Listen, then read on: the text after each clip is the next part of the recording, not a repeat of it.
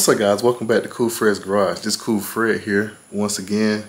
This is a nice, cool, beautiful Saturday morning. Well, it's not cool. This pretty much the end of July, but it's as cool as gonna get before it starts heating up.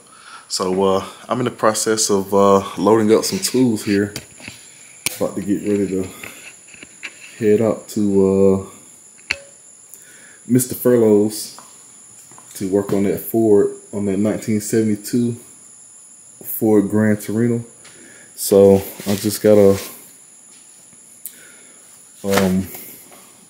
got my tool bags loaded up, my toolbox, got my cord, and got a power probe,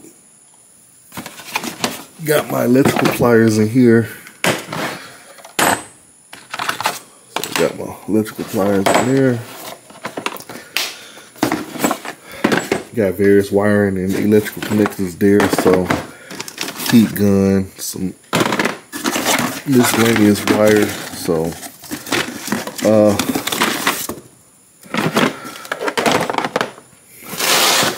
pretty much I kind of organized some of the stuff last night just so. And also I got a timer light over here too. So, just kind of getting stuff organized.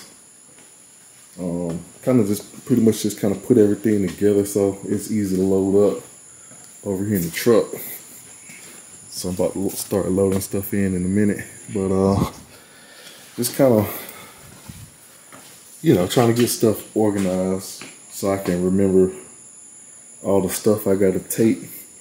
Because sometimes it's kind of hard to remember when you're working on something like that. Sometimes it's kind of all over the place. You need a variety of tools. He has tools too, so he has basic stuff over there. Actually has a lot of. He's got like a brake line flaring kit. He's got a real nice collection of tools. So I probably wouldn't need all of my tools, but I like to kind of, you know, as far as the stuff I know I'm gonna need, I like to kind of load that up. So I'm gonna go ahead and get this stuff loaded up, and we're gonna get to going over there. All right, ladies and gentlemen. So I'm on the road. I'm gonna get a little gas and get a little something to eat, and I'm gonna head on over there and start working on that Ford. So hopefully we can get it. We can get that thing started up, and y'all can hear it run, because from what I hear, it's got a mean roller cam in it. But so if you guys been following, you know, this build of my channel, you know, Cool Fred's Garage, just a video vlog series that I started, you know, earlier in the year, where I'm working on various things. Like a lot of it is cars of friends, and then my personal cars. So, but this is the first Ford that I had on the channel, and actually it's a pretty iconic car, back from anything kind of in that 70s 80s era. That's kind of like the era where you started seeing a lot of the engines, you know. 1972 or 1973 might have been like the last year of like those big block Ford engines. So there's a 351 Cleveland, because as they started kind of, you know, strictening the emissions and things like that, then the gas crisis and all that stuff back then, they started detuning a lot of those cars. But that's just things as we because I was born in '85, so, but it's just kind of things as we learned through the years, just messing with old cars, you learn about all this stuff. But it's not too many of those things around. 1972 Ford Gran Torino Sport. You know, they popped up in a few movies. Like one of them was in the Fast and the Furious movie. Like I think it was the fourth one. But it's a pretty cool car. And you can kind of the few that you do see out there, you know, when you see them all fixed up and everything, there's some pretty cool automobiles. All right, guys, so I'm at the gas station getting some gas real quick. Yeah, about to head over there and work on that Ford. Just want to thank you guys for checking out the channel. Please like, subscribe, and share the video.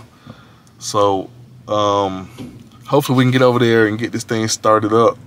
But if not, we one step closer. So I'm gonna let you guys know what little details we got to finish up on, and we're gonna go from there. So just stay tuned.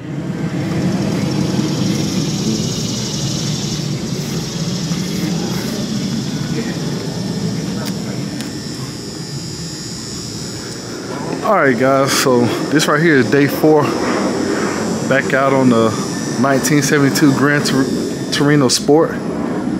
So last time we actually ran out of fuel line, and Mr. Furlow has went out and got some fuel line there for us. So we're finna go ahead and get that hooked up. So I gotta finish doing the plumbing on this fuel pressure regulator. And also got the so last time I put the fuel pump relay in, that's pretty much in and hooked up. And so I'm gonna finish running the fuel line. I'll make the connection for the supply line that's going into this, and then we got one coming out to the carburetor. So I just got to figure out whether I'm gonna put this. I'm gonna relocate this fuel filter. I got to figure out whether I'm gonna leave it in line with here, or actually put it right here somewhere. So I'm gonna say we got some of these nice fuel trim fittings, but either way it's gonna either be in line before it goes to the regulator, the filter, that, or it's gonna be right here. So it just got a couple of connections at the fuel pump to connect, and it'll be ready to get fuel up here. And then from there it's just coolant hoses and the heater hoses. Let's see, up under the car. So last time we was up under here by the fuel tank. So I got the supply hose ran over to the fuel pump, and I got a filter right there to filter out the gas that's going from the tank into the pump, and then it's gonna pump it outside of the pump on this side to the fuel line and back right here to this connection here. So I gotta run a hose over here to there, that way we get fuel up to the front of the car. And basically I just gotta make a connection right here on this wire connection for the fuel line. I got it grounded over there already, so that's the ground. That's where I got it grounded at. And once we put power to that relay and the ignition switch source, that fuel pump should be active. So we're gonna be testing that out very soon here. So other than that, just a few knickknacks. I kind of discovered something on the intake regarding the heater hoses. So these are the original heater hoses, and he wants to put these fancy ones on. So these are the upper and lower radiator hoses. It's a spec tire kit, kind of to dress it up a little bit. So it's got a couple of these kits, and this is the heater hose kit right here. But it looks like we're gonna have to do some tapping on these heater hoses here. You know, maybe some drilling and tapping them to get the fittings to fit. So we're gonna figure that out in a minute, talk about that. So I'm gonna go ahead and work some more on these fuel lines, and then at least, you know, hopefully I can get maybe the big heater of the radiator hoses like that. This is the outlet hose here. So hopefully we can get that routed down to the water pump there. Just got to make sure it's going to be out of the way of the belt belt system, but we'll figure it out. And that's pretty much what we got going on here. So can't wait to hear this thing fire up and run. So we're getting closer and closer, but it's just a few you know, a few little things here and there that's got to be done before it's ready to fire up. So you guys just stay tuned.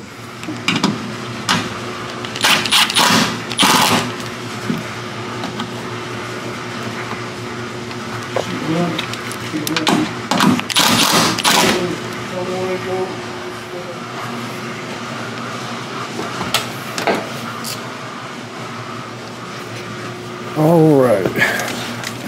So pretty much what I've been up to here is I've kind of been jumping around a little bit, doing a few things here and there, but I went on and moved to getting these gauges hooked up. So this is our gauge set by Autometer. These are the Phantom series. Got your oil, water, volts.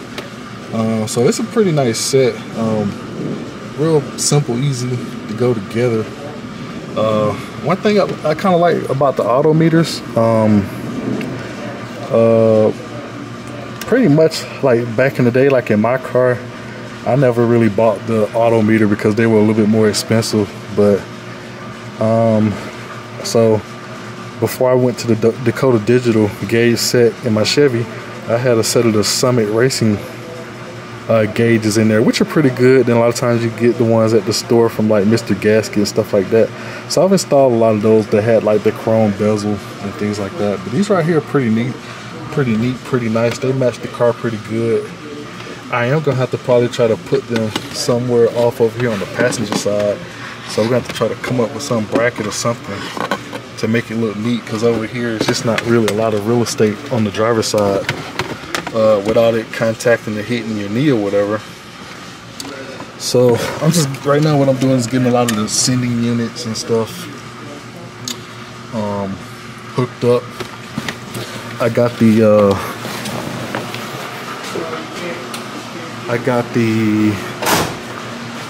temperature sending unit right there hooked up. Back over here the other day I was working on the oil pressure gauge, so I got that hooked up first. But I just figured, so this way we can keep an eye on the temperature and things like that while it's running. So it's kind of important to have a nice set of gauges in your car, because a lot of the ones from the factory, they're just, you know, old and outdated and things like that, but they don't work as precise as like some aftermarket ones you'll get. So this is an add-on gauge set that's gonna look pretty cool. So I gotta hook up, there's an S and I there. So the S stands for, it's a little tricky to see, I'm trying to see if my camera is zoomed. There it is. So the water gauge and the volt gauge. The volt gauge just needs ground and a 12-volt power source. So, but the sensor, the S stands for sensor, which is not on the voltmeter, but it is on the temp gauge. So okay, so the sensor wire is going to go out to our sending unit and go here. So I'm probably going to run a gray wire in here to that, and then they're going to share a ground, and then ignition, where the I is, that means ignition. So an ignition source voltage is gonna go there. So they're gonna both share that. So so that way they get powered up when you turn the ignition switch on. So you have you'll get your volt reading, and also we'll see what the temperature reading is. So the challenge I'm gonna have is trying to get a good clean ignition source for the fuel pump, and then I gotta turn around and get one again for the I might be able to use the same one, but I'm not sure, because one of them goes to the relay out to power up the fuel pump. So I guess we're gonna see shortly. But there we go. But one thing I want to say about these gauges is they're pretty simple, easy to install. So I like this unique nut here they got, so you can just turn these by hand. It's a nice little knurled fitting there. versus, you know, a whole bunch of bolts, a whole bunch of nuts and screws where you gotta get a lot of tools. And like these connectors here, I'll be able to put like a 56 series terminal style on there, but we're gonna be using the insulated ones, so I'll be able to kind of use those. As far as the lights, I get those tied up later. I'm probably got to break out some solder to make everything nice and neat with those, so I'll probably come back and do those, but I'll at least start getting the ignition and the sensor wires ran, so you guys just stay tuned. Alright guys, I guess y'all probably noticed by now, but yeah, so he's got this cool thing in his garage. You can put one of these little kind of water cooling, it's called Mobile Master Cool, so I don't know, he was able to get one of these. He's had it for a while, but we had to fire this thing up and get it going, because it's probably about 85 degrees outside, so this has been keeping us nice and cool in here. So yeah, it's just like a pretty much like a water cooler that you typically see them use in a lot of shops. So this thing is keeping us nice and cool while we work on the car. So yeah, I'm still working on the gauges. So far what I've done is I'm running the wire. I got this gray wire here, is ran to the sensor part, and I'm gonna run it out to the gauge sending unit here.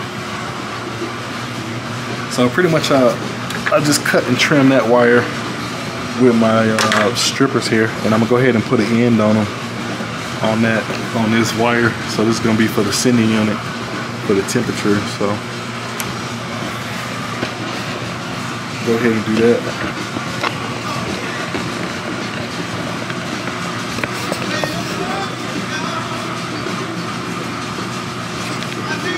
Try to set the camera up here. That's the only thing.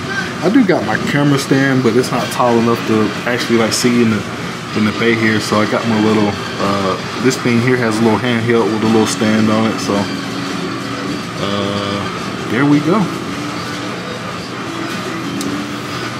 Do the best we can. Alright, so what I just got done doing is just running around like crazy trying to get my crimpers here so I can crimp that wire.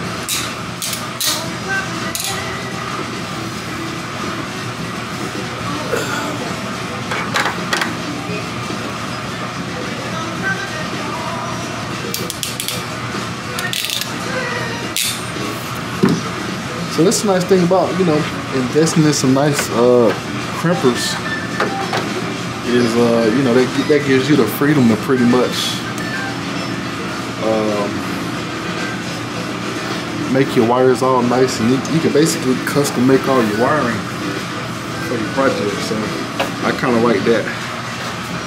So I've invested in, you know, some good crimpers, and these right here new. Y'all might have seen these in another video I did. I don't know, but got these off the tool truck at work. But these are some real nice wire strippers.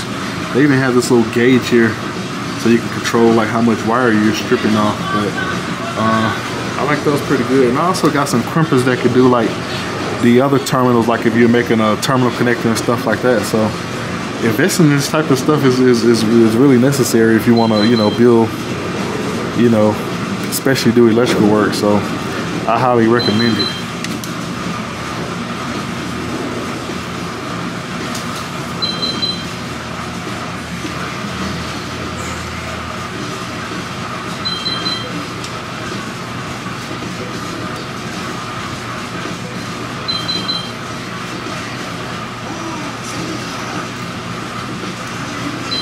Those on there real nice and neat.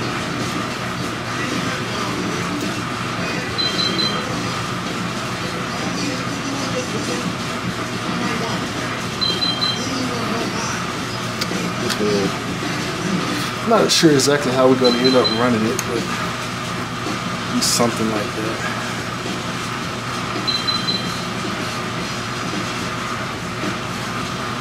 Guess I'll run it up like that for now. There we go, that's a start. I'm gonna go ahead and grab a wrench and go ahead and tighten that down.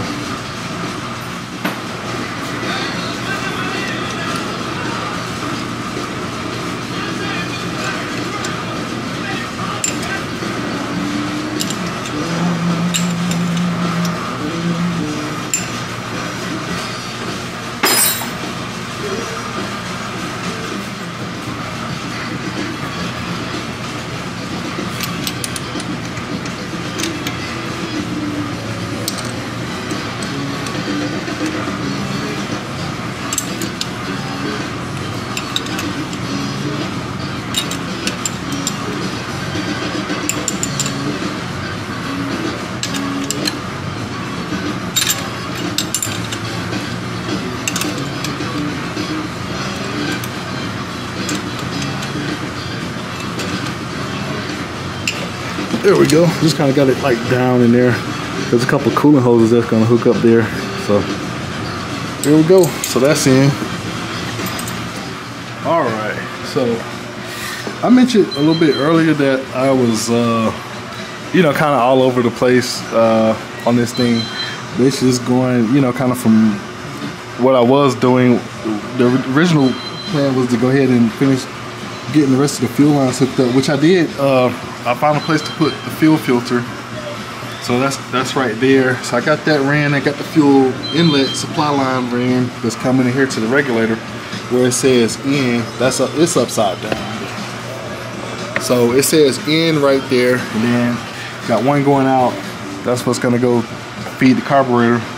And then the other outlet, so basically once everything gets, I forgot what this thing is preset to. It's probably like maybe, I think it's 7 PSI or something. I gotta read the information, but it's gonna go out right here, and I'm gonna neatly route the fuel line down and around, I guess, this little crossbar here, and it's gonna go over here so it gets back to the tank right here. So also got some fuel line that I need to finish doing the back in the back from the fuel pump back up here to, you know, to the fuel line to push it up to the front of the car. But ran into a little snag, so they got the wrong fuel line here. So they got some -8. We need -6 or either some 3/8 line. This right here is too big. So how I determined that is when I got ready to kind of test fit it, like one of the little fittings here that I got right here. If I can get it out of here. So I kind of just put this right here, and that's just kind of too big. So versus, you know, they're gonna go down to Summit and I guess swap that out at some point in time, because we're down here in Georgia, so there's a Summit. We have a Summit warehouse down here that's about a good 35 to 40 miles away. So they're open 9 to 9, but just to make the best use of the Saturday of the time I do have, I'm just going on and getting like some other stuff done. Like I'm gonna go ahead and finish up the wiring. I'm gonna hook up the battery shortly, just to kind of see if I can get a good ignition source to hook up the fuel pump relay, and then start like getting the gauges powered up. And then I'll probably, you know, make sure that the starter's gonna be able to turn over. And I'm probably gonna go ahead and hook up maybe the lower radiator hose and get the upper one set up. So that's pretty much what I'm gonna start doing next. So I'm just trying to do what I can just to keep it moving forward. But I mean, getting closer and closer, just a few little knickknacks here and there. Another thing that we're probably gonna end up doing, I think I mentioned that a little earlier, is we're gonna have to tap and plug off these coolant ports right there. This is the way the intake is. But fortunately, the good thing is for this engine right here is that the heater hoses come out right here. So pretty much all we gotta do is just run those to the respective lines back there, and as far as the heater hoses go, that'll be good. So just little odds and ends here and there, you know. Tackle one thing at a time, and you eventually get to where you gotta go. So one thing I noticed when I first pulled up out here is he's got these nice Summit Racing fender covers. Those things they look pretty good. I like those. You got 2 of them, one on each side. So I'm gonna have to order some of these. I got some fender covers off the tool truck. They actually work pretty good, because I work on a lot of European cars. You know, I specialize in working on BMW, so that's usually they don't have big fenders like these, but for the old school stuff, you need something kind of like this. So I'm definitely gonna have to put that on the shopping list there. So I guess what I'm gonna do is, I'm to the point now where I'm finna get on in here And I was just kind of looking at some of the details on this car, man. These door panels are pretty slick for back then, man. Look at these door panels. I've always thought Ford did have they always had some type of unique door pull on some of their classic cars. You know, a lot of the Fords and Lincolns, but this is a real nice door panel. It's got this kind of vinyl insert here, but it's held up pretty good. This car actually got a nice interior in it, to be honest with you. So I'm assuming these are the sport style bucket seats that they had back then. So it's the Gran Torino plaque. This car does have I don't think he's gonna go back with the air conditioning compressor right now, but it is a factory AC car, so pretty nice. So I'm enjoying working on it. Can't wait to hear that thing fire up and run. So I guess the next step is I'm gonna try to find a good I gotta run a ground wire here too, but I'm trying to do everything because when I do the wiring, a lot of the stuff is I'm gonna try to run it at the same time. They're gonna share a power in the ground. I'm not sure if I'm gonna let the lights share the same ground, or I'm probably gonna put those on a separate ground. But as far as these two gauges, they're gonna share a ground, and they're gonna share the ignition wire, which goes here. I pointed out earlier, but they're gonna go to that eye down there. It's a little eye icon. The S means sensor, the I means ignition. So the voltmeter, all it needs is just ground and ignition, and then this is gonna need this is the sensor wire. This goes to that sensor. That's what that S stands for again, and then ground and ignition power. So when you turn the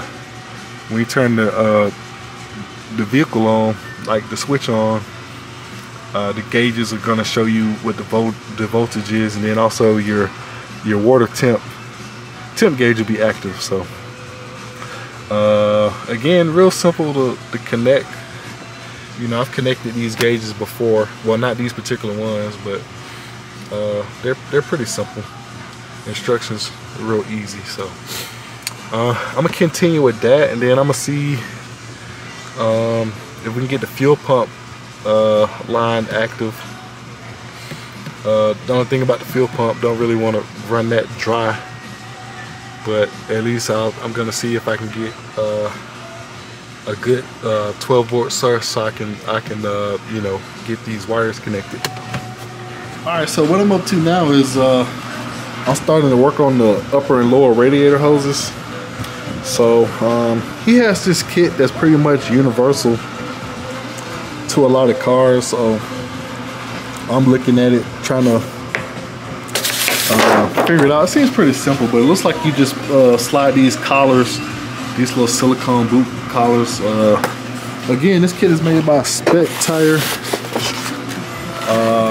I've used a lot of their products. They make some pretty cool stuff. It even says down here, maybe cut to length using a fine-tooth hacksaw. So hopefully, you know, we don't have to cut it, but if we do, we will.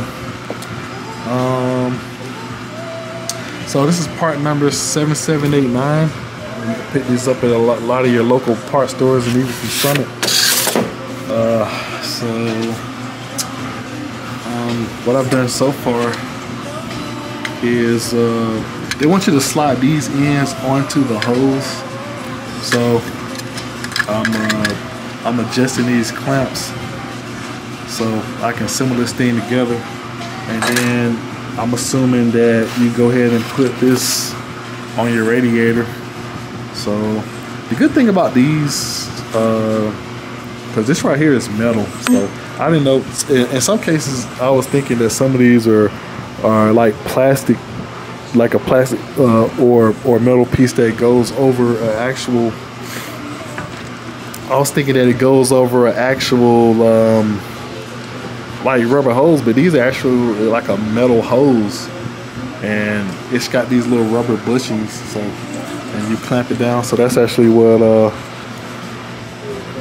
keeps it from leaking. So I'm gonna go ahead and see what I get.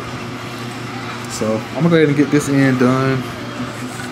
Look like you put these ends either on the water pump or the, and it's kind of like it flares out. So they got different sizes, but so it should fit like a lot of different sizes. So let's see what we get. Show y'all what I end up with. So right now I gotta put that last clamp in there. So it's like a little groove in here that it fits in. So this is just like the finisher, and then you tighten the hoses down. So it's got like a little groove in there. I don't know if you can see it, but it's like a little groove at where the clamp goes. So you basically unscrew the clamp, put it in until it fits nice and snug. Like I got this one in there. I just gotta put that one in. It just fell out, and then you gotta slide it over the hose like this, and then you put your fittings where you need them to go, and then you'll slide the hose in there and tighten it up. So we'll see how that works out. So I'll show you guys what that looks like in a minute. My first time actually using these type of hoses like this, but they look pretty cool. So maybe, I guess if it works out, I may use this on a project one day.